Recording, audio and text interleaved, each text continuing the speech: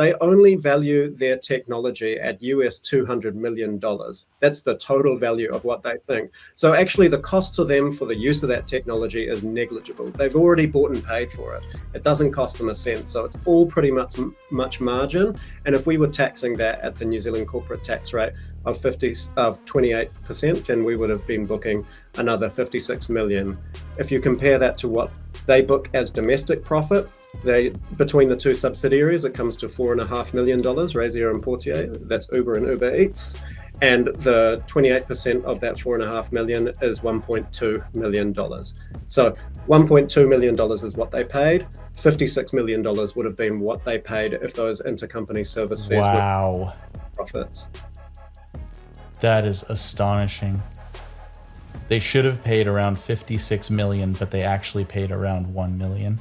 Another way to look at it is to say, you can't take an Uber without relying on public investment, right? You travel on roads, there's bridges, there's traffic lights. The driver needs to be able to use the public health system, probably they might rely on some form of income support because their income is so low. Uber doesn't pay Uber pays next to none of that in terms of their corporate tax payments.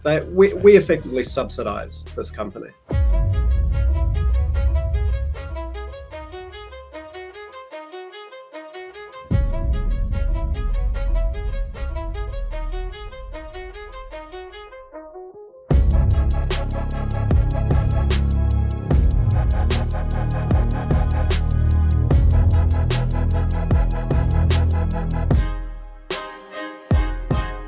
Hello, and thank you for joining me on the front line. I'm Dr. Gary Payenda, and today we're going to be talking about tax evasion, and specifically Uber.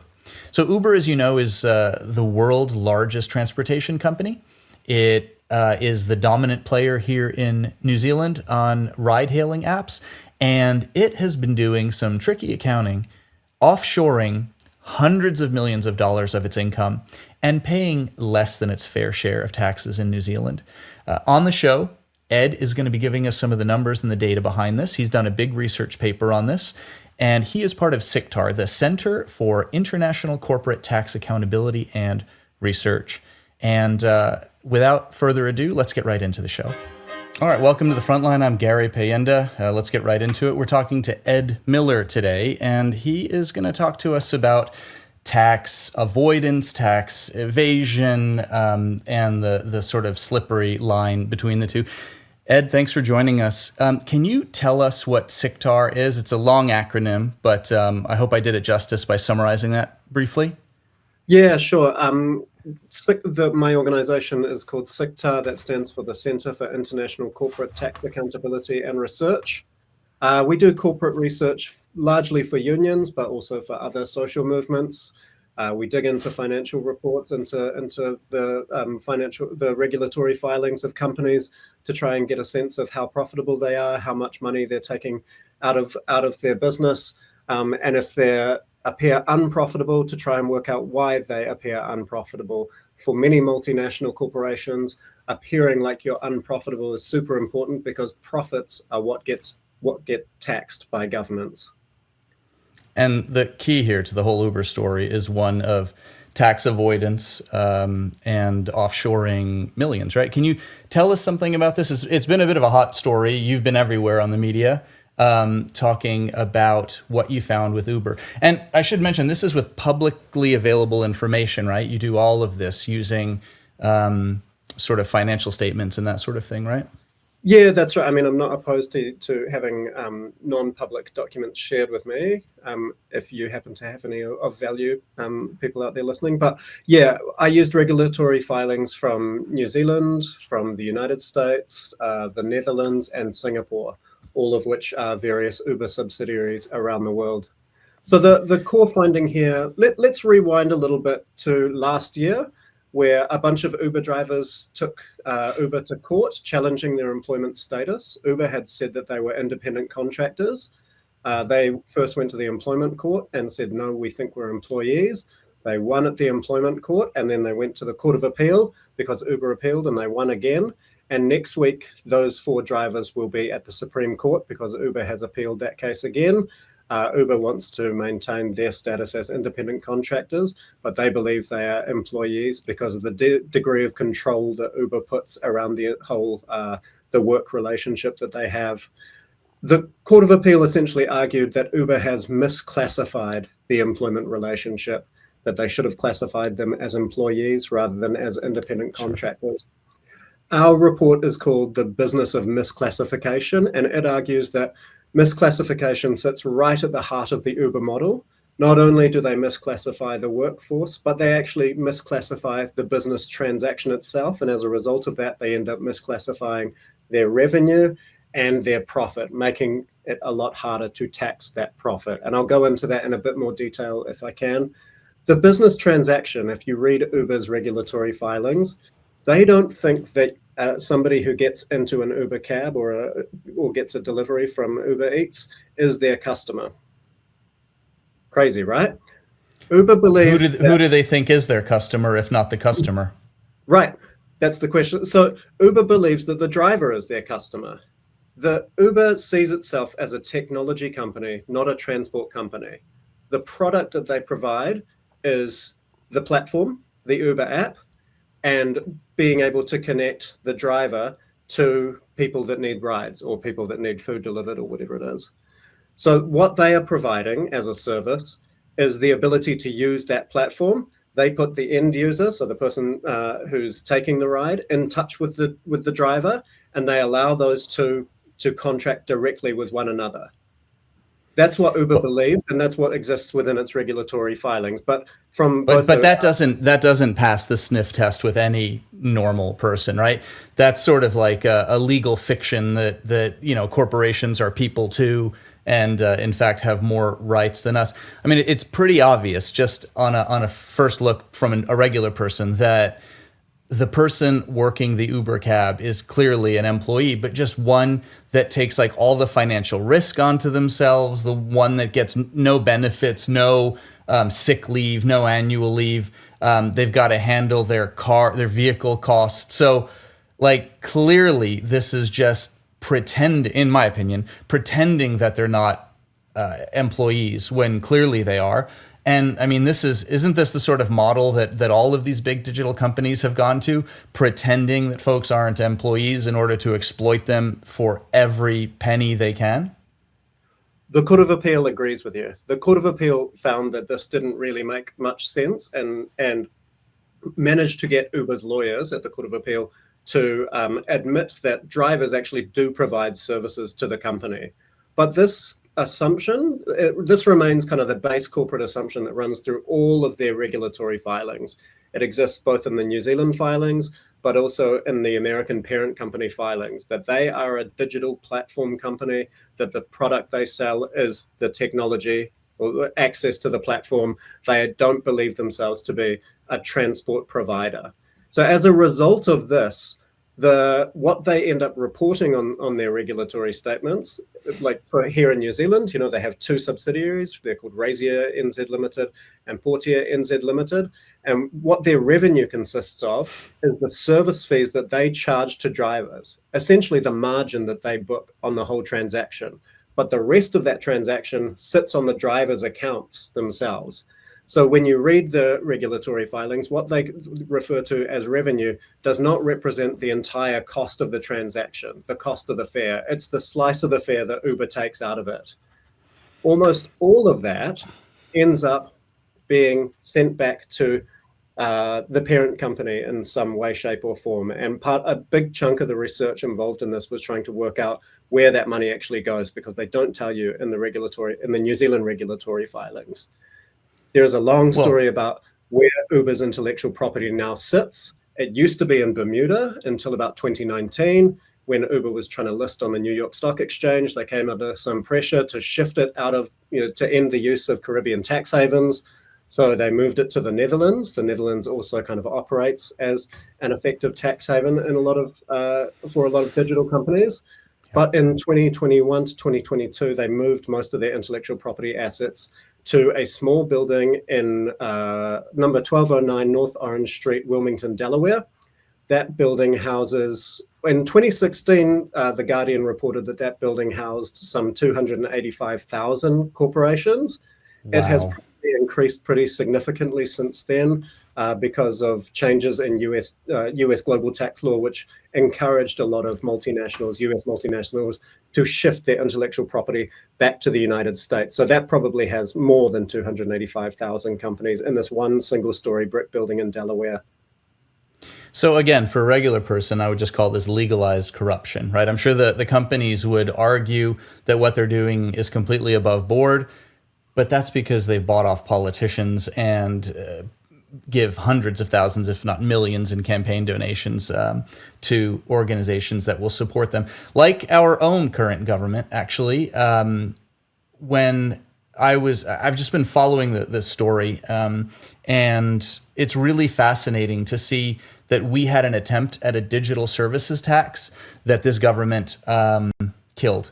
Can you speak to that for just a minute? Because I think it's one of the shining examples of a country trying to push back against these multinational corporates, and being, what's the word for it? Just acted against by our own government. Really feels like a kick in the teeth for anyone who's trying to make a living in New Zealand, or anyone who wants some of this tax money to be collected and not scammed out and sent offshore, so that we can actually build up things we need, like schools, hospitals, and just society in general. So can you talk about the digital services tax and what that could have done?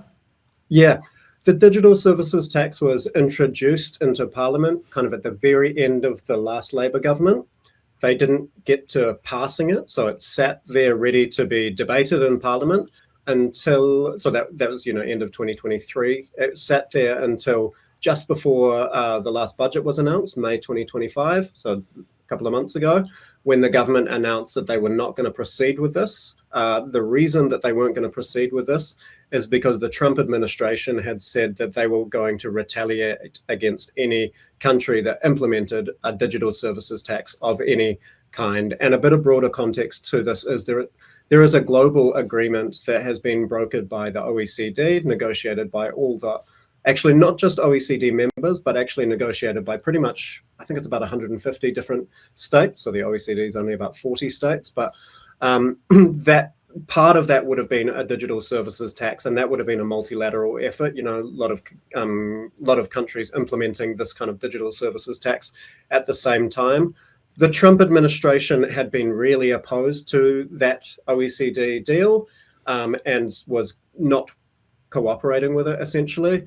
It had, that part of the OECD deal had effectively fallen apart because of the US's non-cooperation on it, and there's no one who really expects that part of the deal will proceed. But there were some countries who were going to go it alone and implement their own digital services tax. The vast majority of these big digital service providers are US-based, many of them based at number 1209 North Orange Street, Wilmington, incidentally. So basically the New Zealand government said that the potential for retaliation from the Trump administration means that we're not going to proceed with that. It wasn't necessarily true that there was going to be retaliation. And we do have tools under the World Trade Organization, for example, to be able to combat some of that retaliation. But it might have been that the government was interested in not proceeding with this anyway because of the close relationships that happen to exist between some of the lobbying organizations and the multinational corporations that exist here in this country. That's not the only lobbying that's happened in this space. It's worth noting that at the same time, there has been a really strong lobbying effort from groups like the Taxpayers Union, the New Zealand Initiative, Business New Zealand, the main pro-business lobby groups, to try and push back on this idea that employees or workers can challenge their employment status, can say, I've signed a contract that says I'm a contractor, my boss treats me like I'm an employee, even though they don't pay me like I'm an employee. I want to challenge that in the courts.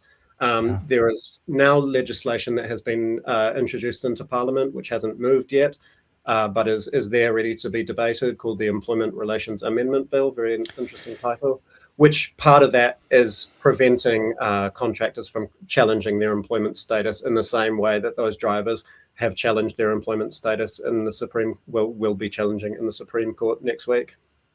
It's really coming at the regular worker from every side. You've got essentially enemies in government breaking down labor protections. You've got all these nefarious international groups trying to support tax evasion. And you've got, so you called the Taxpayer Union and the New Zealand Initiative pro-business, but I think we probably need to change the terminology a bit, because if you're a small or medium size enterprise, these initiatives are not pro-business. If you're trying to make a go of having your own small business, this is the worst thing that could happen to you. So they're not really pro-business. They're sort of pro-corporate profit, in my opinion. If you're trying to set up a private transport company in this country, competing with Uber is going to be next to impossible, because you have to treat your workers like they're employees, right? And you have to pay tax. You don't have a complicated global tax architecture that allows you to book revenue in the Netherlands or Delaware or Singapore or wherever it is. These companies, I mean, Uber has reached a point of total dominance in the New Zealand private transport market. The last time this was measured was in June 2023, when Uber had 80% of the rideshare market. That's separate from the taxi market. But since then, some of its main competitors in the rideshare part of that market have collapsed, Ola, for example. And also some of the taxi providers have collapsed because they can't compete with Uber, like Wellington Combined Transport, for example. Wellington Combined Taxis. So there is an increasing concentration of power that exists in Uber within that market. To the idea that small businesses can compete against this is just facile. And I think the real problem here is that the more we let large digital companies like this get away with this, be able to skirt around the borders of the New Zealand tax system, the more you're going to see parts of the economy say, how do we restructure to be an Uber-like company where we see ourselves as a digital service provider? The people that we employ can engage directly with the people that they're giving services to, take on all the risk, and we can book all the revenue in another jurisdiction where it's not subject to New Zealand's tax system. Wow. Treating people as disposable units of employment. Wow. Can you talk about the actual amount of money in terms of millions, revenues of close to $1 billion, transferring 200 million in inter-service fees offshore to tax havens, Uber paying only 1.2 million in tax when they had revenues of almost $1 billion. So we often hear that from the right that the wealthy pay their share of taxes, but my goodness, you only have to look at what Uber's doing to realize that this is astonishing levels of tax. I'll call it evasion, tax avoidance, whatever the term of art is. This is unreal. Can you tell us about these numbers? How much are we losing by allowing this to happen year after year? The latest data that we have is the 2023 data. That's the latest regulatory filings that Uber has filed for its two subsidiaries. Their combined reported revenue is 365 million, but as we've discussed already, most of that is pretty much just the service fees, the margin that they take out themselves. Mm-hmm. Where Uber's parent company does list another number called gross bookings, the gross bookings. And that's kind of the whole cost of the fare. I calculated that their New Zealand gross booking revenue, which I think should be their reported revenue, but we need to get to that, comes to something like $867 million, which if you are comparing it to other companies, they're of a similar size to Transpower, the national grid operator. That's a pretty big company. They're probably the 60th largest company in the country. And that's 2023. Uber have grown since then, probably faster than other companies. So they're probably moving further up that list. Of that 867 million, 200.2 million of that are paid to other Uber subsidiaries as the intercompany service fees. That is essentially the margin. And I know some of your listeners might be thinking, well, Uber developed that technology. They deserve some compensation for that. if you look at the parent company filings, they only value their technology at US $200 million. That's the total value of what they think. So actually the cost to them for the use of that technology is negligible. They've already bought and paid for it. It doesn't cost them a cent. So it's all pretty much margin. And if we were taxing that at the New Zealand corporate tax rate of 28%, then we would have been booking another 56 million. If you compare that to what they book as domestic profit, between the two subsidiaries, it comes to $4.5 million, Razier and Portier. That's Uber and Uber Eats. And the 28% of that $4.5 million is $1.2 million. So $1.2 million is what they paid. $56 million would have been what they paid if those intercompany service fees were profits. That is astonishing. They should have paid around 56 million, but they actually paid around 1 million.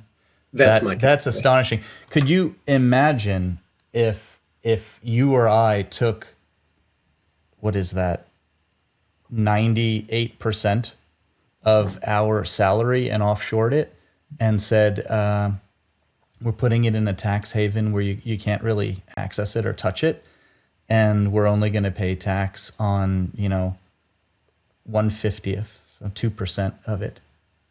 You couldn't have a society that works if you and I and everybody listening did that as employees, as workers. There would be no society. This is just incredible. 1.2 million out of 56 million. Another way to look at it is to say you can't take an Uber without relying on public investment, right? You travel on roads, there's bridges, there's traffic lights. The driver needs to be able to use the public health system, they might rely on some form of income support because their income is so low. Mm-hmm. Uber doesn't pay Uber pays next to none of that in terms of their corporate tax payments. We effectively subsidize this company. Yeah, they're hiding roughly 98% of every dollar, 98 cents out of every dollar. They're managing to squirrel away where it's invisible to our tax system, as if it didn't occur. Yeah, that's horrendous. What is the solution to this, given that internationally there's not much appetite? Political parties want to stay in power, and we know that corporate donations are significant. What is the solution to this problem, Ed? Well, we can't ignore that international kind of equation. Sorry if there's some outside noise going on. There's people working on cars here.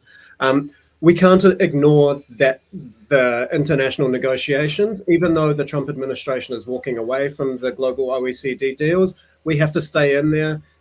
Maybe hope that the next US administration will be slightly friendlier. That's just part of the solution, but we can't ignore that. At the same time, there is a parallel set of negotiations taking place in the United Nations for a global tax deal. And the difference between the OECD deal and the UN deal is that the UN deal has been pushed predominantly by global South countries, the countries that have suffered the most from profit shifting or global tax evasion for the longest amount of time. So we also have to stay in that, and we have to play a positive role in that, because the New Zealand government hasn't always played a positive role in that.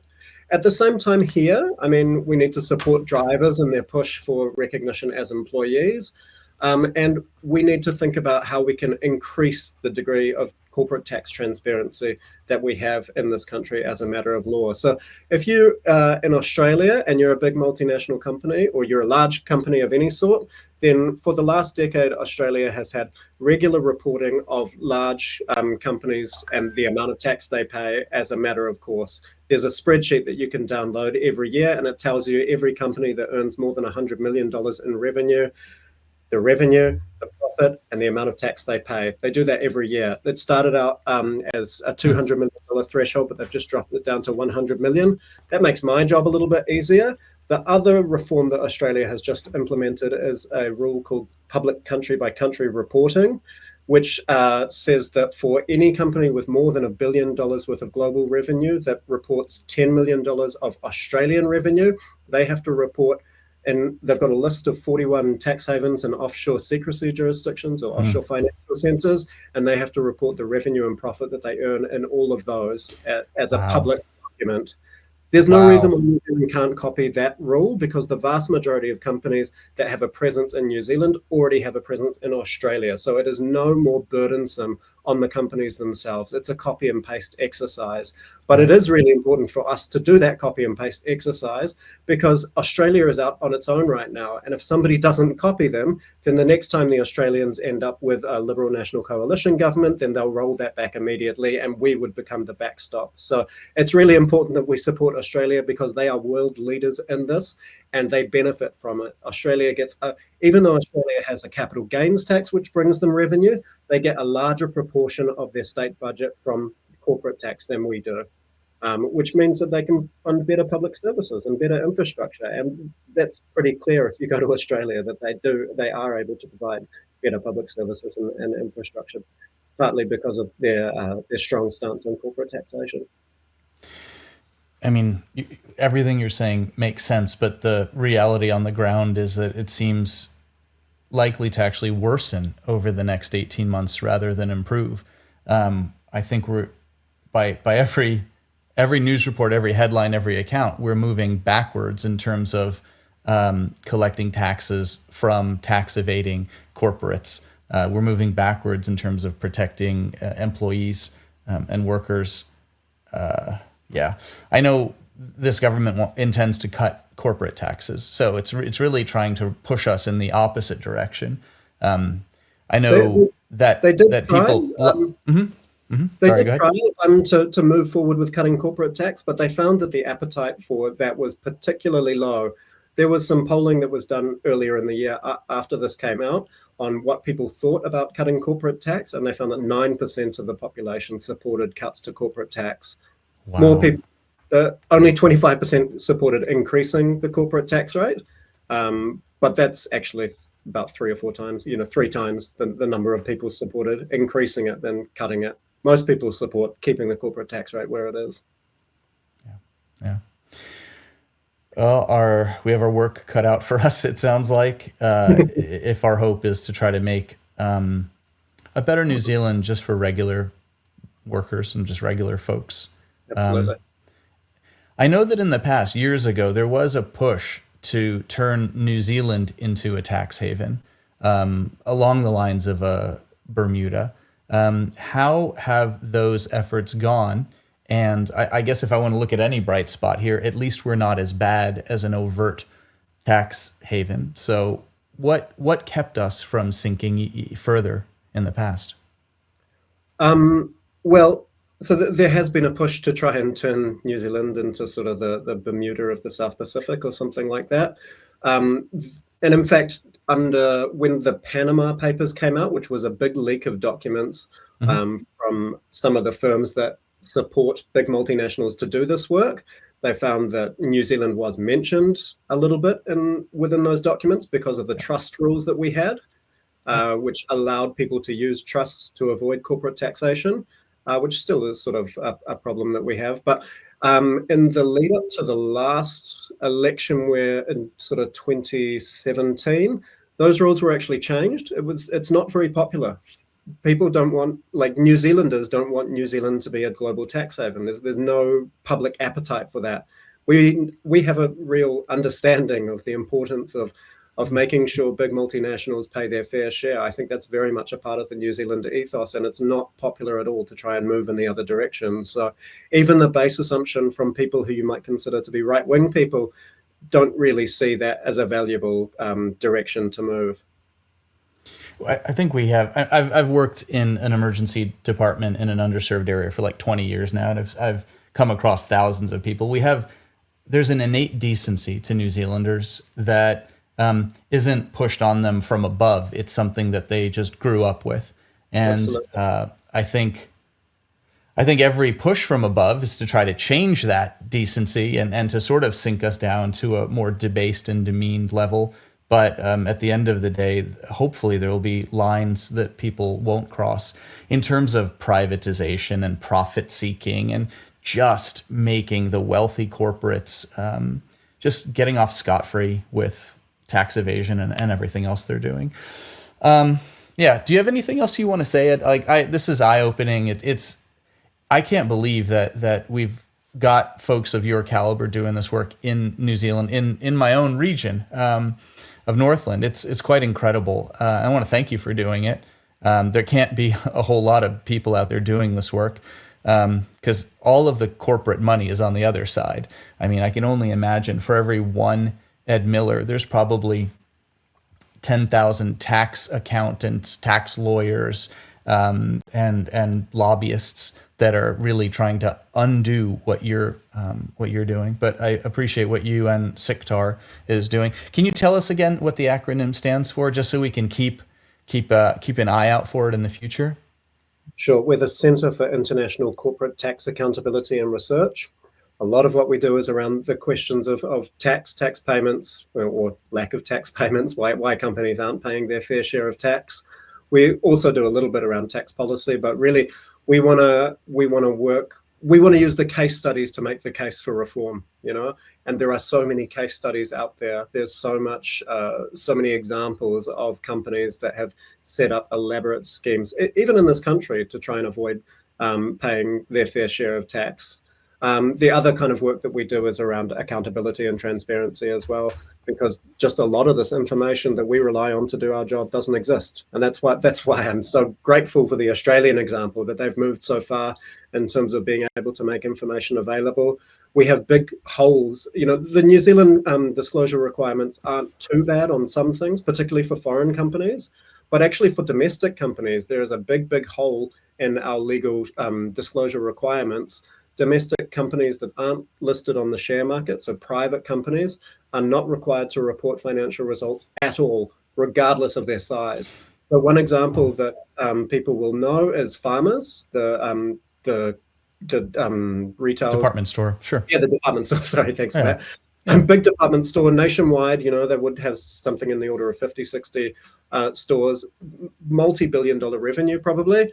But we can't prove that because they have never published a financial statement. Wow.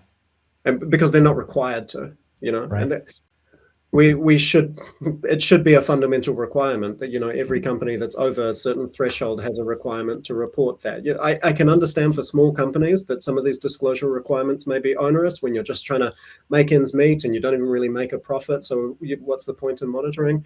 Understand that. But once you're over sort of 50 million, 100 million in revenue, then that becomes very, very difficult to justify this because the documents exist already, right? All you have to do is upload them onto the company register. Right. So for someone listening, obviously they could go to the SICTAR website and learn more. Can they donate? Can they send emails to MPs?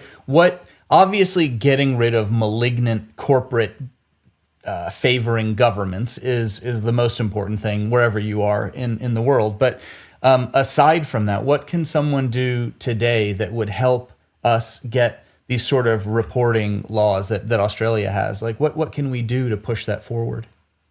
Look, it would be a lot of what we do. We're a research organization rather than a campaigning organization. Because we tend to work with unions, and the unions are the ones that have the campaigning muscle. So we tend to rely on them to do the campaigning side of things. But in terms of this demand right here, find the report on our website, cictar.org. It's pretty simple to find, CICTAR.org. And it's the top one on the website right now, so it'll be very easy. Download a copy of it, send it to your local MP, say, I don't think this is right. I don't think multinational companies, digital companies should be able to get away with paying so little in tax when they take so much out of this country. We want the corporate tax transparency laws that Australia has passed. That's all you need to say. Don't make it any more complicated than that.